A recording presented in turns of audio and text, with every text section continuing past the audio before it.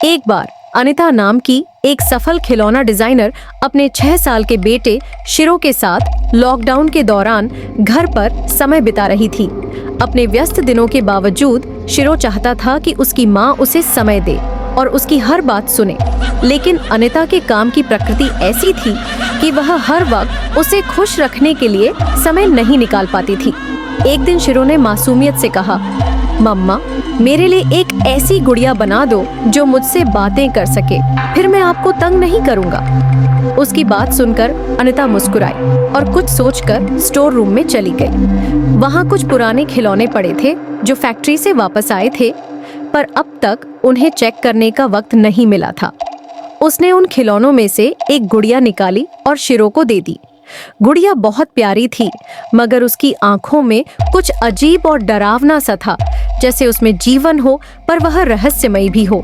शिरो गुड़िया पाकर खुशी से झूम उठा और तुरंत अपने कमरे में जाकर उससे खेलने लगा। अनिता ने राहत की सांस ली और अपने काम में जुट गई, लेकिन जल्द ही घर में अजीबोगरीब घटनाएं होने लगी। शिरो अक्सर कहता, गुड़िया ने कहा है कि मैं ये करूं या वो करूं।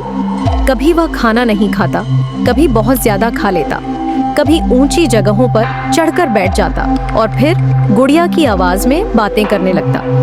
अनिता ने इन सब बातों को उसकी बच्चों वाली मासूम हरकतें समझकर नजरअंदाज कर दिया। एक रात जब अनिता ने शिरो को खाने के लिए बुलाया तो उसने डरावनी आवाज में जवाब दिया, मम्मा, मुझे नहीं खाना। गुड़िया ने कहा है कि अगर मैं खाना छोड़ दूं तो मैं हमेशा के लिए उसके साथ उसकी दुनिया में जा सकूंगा। ये सुनकर अनिता का दिल दहल गया।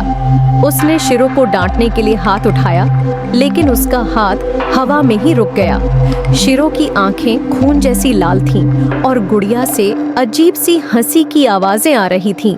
जैसे ही अनिता ने पीछे हटने की कोशिश की, शिरो और गुड़िया ने एक साथ कहा, तुम हमें नहीं रोक सकती, हमें अकेला छोड़ दो। डरी सहमी अनिता वहां से भाग गई। उसके दिल में यह डर बैठ गया कि यह गुड़िया कोई साधारण खिलौना नहीं है। अगली सुबह उसने हिम्मत करके गुड़िया को शिरो के कमरे से उठाया, उसे तोड़ा और टुकड़ों को एक डिब्बे में बंद करके स्टोर रूम में फेंक दिया।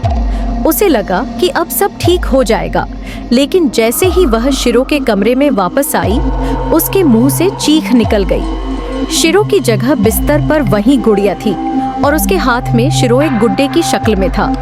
गुड़िया की लाल आंखें उसे घूर रही थी। उसके होंठों पर एक अजीब मुस्कान थी।